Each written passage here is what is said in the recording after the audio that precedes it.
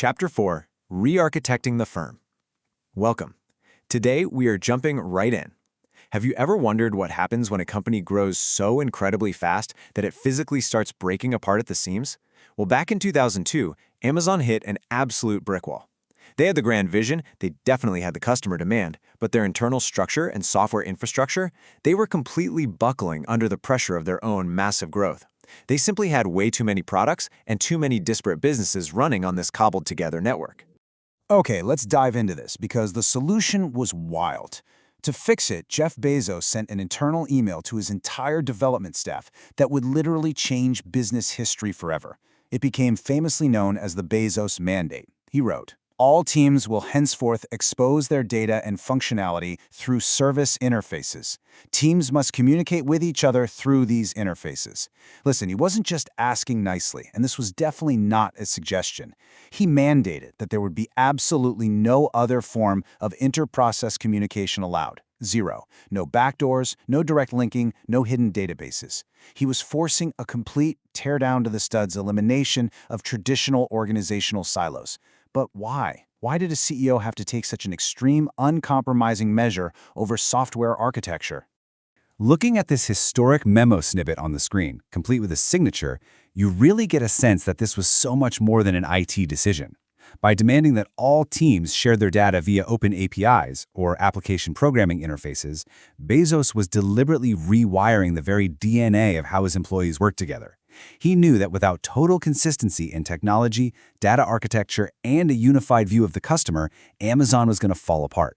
By forcing this one strict technical rule, he completely changed the way the entire firm operated. Now, to understand why this was a do-or-die moment, we have to step back and look at a foundational theory of organizational design. And that brings us to a really fascinating concept first introduced in 1967 by a computer scientist named Melvin Conway. The mirroring hypothesis, often called Conway's law, states that an organization is basically constrained to design systems that reflect its own communication patterns. In simple terms, your technology architecture reflects your org chart and your organization reflects your technology.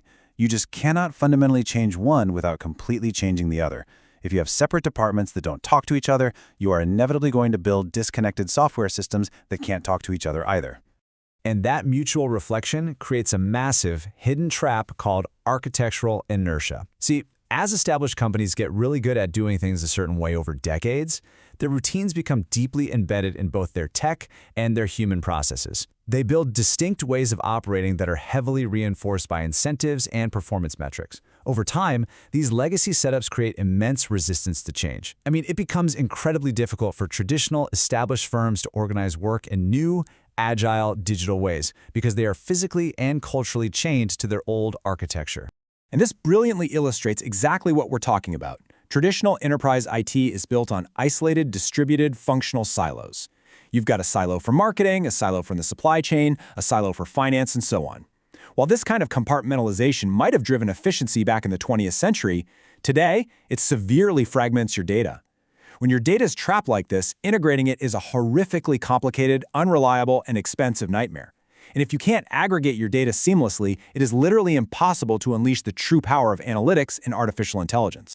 Because we organize like the previous slide, our growth is physically capped like this. A traditional firm's ability to deliver value faces a brutal curve of diminishing returns. As the organization expands, its sheer complexity outpaces its capacity. Bureaucracy sets in, lines get longer, and quality drops. The more the firm grows, the harder it is to manage. Eventually, a traditional business hits a ceiling where adding more people or more software doesn't create more value. It just creates more chaos. Bezos saw this exact curve approaching fast, and he realized Amazon needed a radical way to break through that ceiling. But look, re-architecting a massive firm isn't some overnight magic trick, right? It is a grueling, highly deliberate evolution that takes years. Amazon actually started in the late 90s with a monolithic system called Obidos. It was successful at first, but it quickly became clunky and started collapsing under the pressure of scale. Then came the 2002 API mandate, which forced that massive organizational shift. By 2006, they transitioned to a much more modular platform called Grupa and concurrently launched Amazon Web Services. Finally, by 2010, they deployed the Santana platform. This was the Holy Grail, a true, centralized, standardized set of software services with crystal-clear APIs that allowed Amazon to scale endlessly. Now, what's really interesting about this slide is the direct correlation between this deliberate architectural overhaul and Amazon's explosive market value. Just look at that dramatic curve. As they painstakingly moved away from that monolithic Obidos system and fully deployed the highly modular, AI-ready Santana platform, their stock price and operational scale absolutely skyrocketed. They didn't just buy some off-the-shelf software, they fundamentally transformed their operating architecture from the ground up, allowing them to expand into totally different businesses seamlessly. So how can other companies actually achieve this kind of transformation? Well, the blueprint essentially lays out 3 exact steps to build an AI-driven operating model. Step 1, build a unified data platform to aggregate all your scattered information into one accessible place. Step 2, enforce open APIs, exactly like Bezos did, to ensure clean, consistent, and completely secure sharing of that data across the entire firm. And Step 3, deploy agile modules and teams. You have to remove the rigid top-down hierarchy and empower small teams to build and innovate dynamically right on top of that shared data foundation. This fundamentally changes the human element of the firm. Just contrast a rigid traditional team, often structured as a TIM traditional, which relies on isolated data and painfully slow communication channels, with Amazon's revolutionary approach, 2 pizza teams. Bezos decreed that to cut down on pointless meetings and bureaucracy, no single team should be larger than what 2 pizzas can feed. These 2 pizza teams are incredibly agile, highly modular, and possess unified access to the company's central data.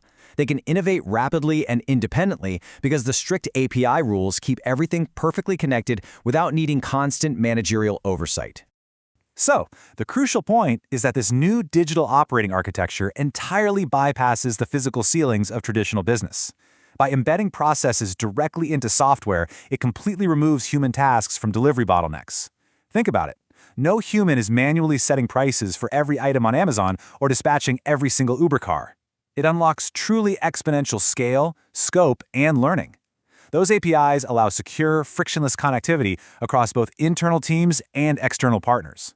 Ultimately, this complete architectural shift creates automated, AI-driven decision factories where data flows seamlessly. We've seen how a single, absolute mandate to tear down data silos transformed Amazon from a struggling online retailer into an unstoppable global force. It all comes right back to Conway's Law. Your technology and your organization are mirrors of each other. If you want to compete in the age of AI, you can't just bolt shiny new software onto an old, fragmented, siloed structure. You have to be willing to tear it down and re-architect the firm from the ground up. Which leaves us with a stark, vital question for your own business. Apakah struktur Anda menghambat atau mengalirkan innovation? Does your structure bottleneck or flow innovation?